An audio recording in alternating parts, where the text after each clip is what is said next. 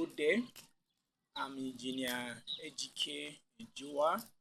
I'm welcoming you to our online tutorial on software development. Kindly watch our tutorial. We shall be looking at debugging asynchronous code. Instructor/coordinator Engineer Ejike Ejua, powered by Mathematical Global Services. Objective: students will be able to debug issues in asynchronous code using promises and asynchronous/await.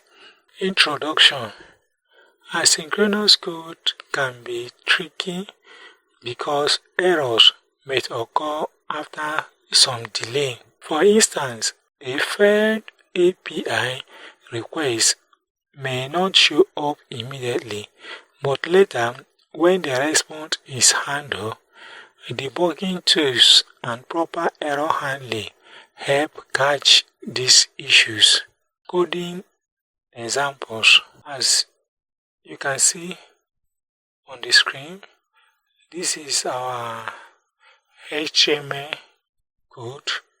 So let's move to the coding environment proper. At the HTML coding environment, we have our doc type HTML, and below it we have our HTML open tag. Inside the HTML open tag, we have lang, which is language, is equals to en, which is English language.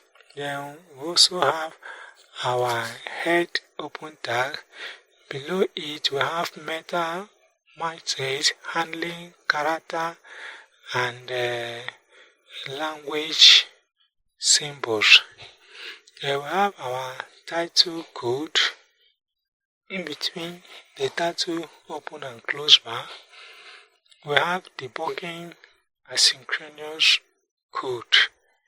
That is what we display at the title bar. We then close the heading, come to the body open tag. Below it, we have our H2 code, debugging promises and asynchronous await. Then we have the debugging promises and asynchronous await as the way to be in the web browser. Then we have our code for button. Inside the open button tag, we have ID is equals to promise error btn.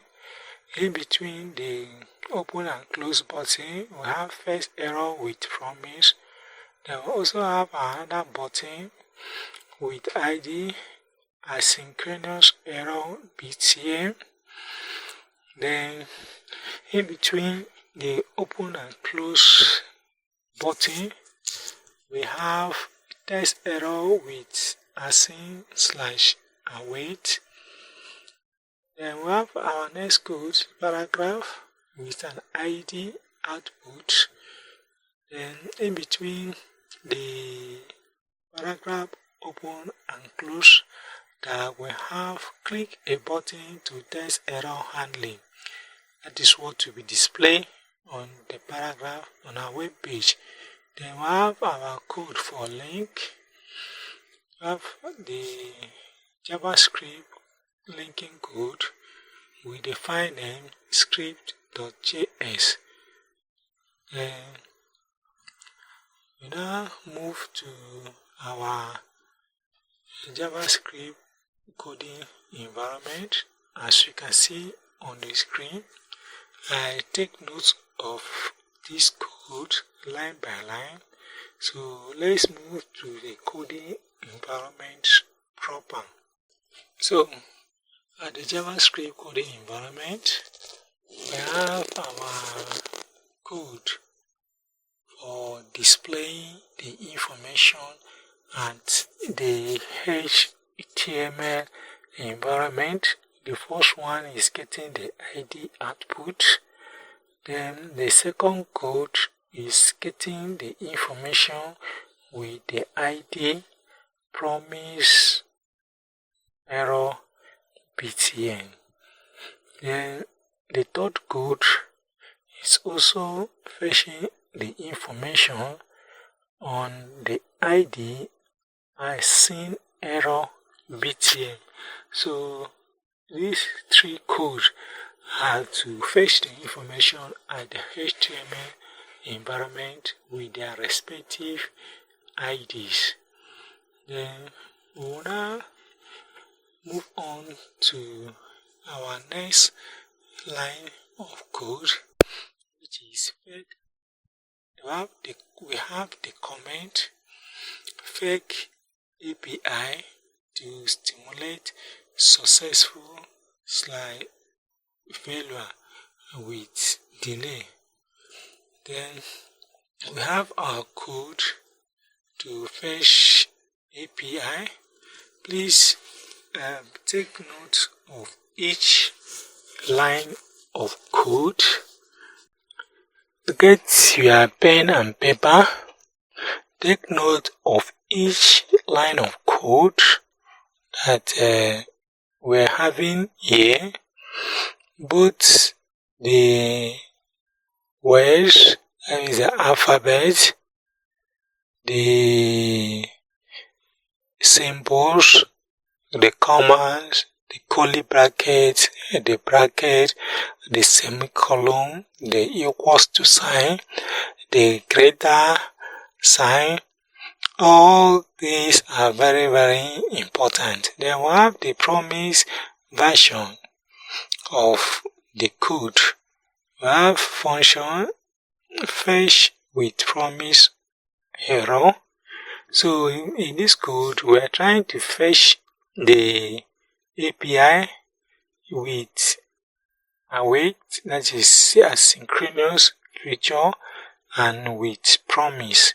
So this is the code for promise. Then we have output.text content, also promise starting request 2 seconds delay. Then we now have fake API call. When it is true, this will fail.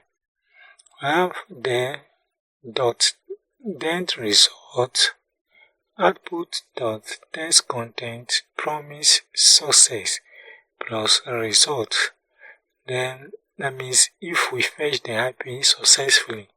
Otherwise, we have .catch error, output.text content promise error. We have error, cursor.log promise continues immediately, non-blocking. Then we also have the code for async/await version. We have asynchronous function fetch with asynchronous error. Then we have our code cons space result is equal to await fake API call in bracket true. We have 2 seconds delay. Then this with the comments, this will fail. We have output dot text content async/await success plus result. Then if it is not successful, it will display async/await error, wait before continuing. So then we have the last line of code, that is the clicking code, that is to click the button for the button to be able to respond to stimulus. We have 2 buttons in this example, and this 2 code is handling the clicking nature of the code. And save our work, go to the web browser and refresh it. We see debugging asynchronous code. Then H2 debugging promises and await.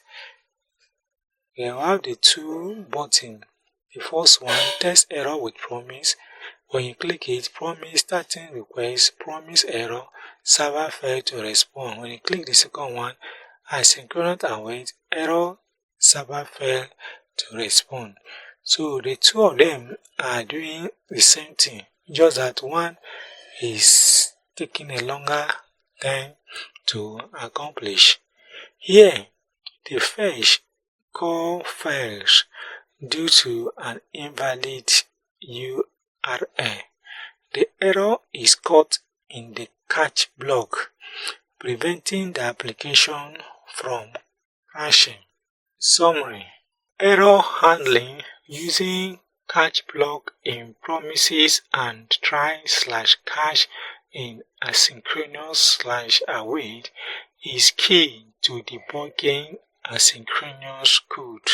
Conclusion: watch the next video on practical application of all that we have learned on this learning journey.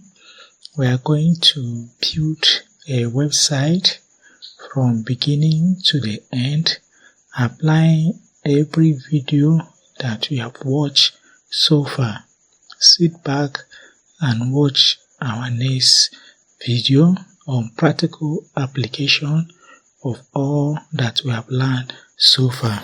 Thank you for watching our tutorial. Kindly subscribe to our YouTube channel, like, share and comment for one-on-one training on software development and affiliate marketing, or if you wish we build your website for you, kindly contact us on 080-3642-2829. We also partner with Asynchronous Limited, African First Digital Contributory Scheme, where we show you how to raise capital for that business of your dream. Thank you. May God bless you all.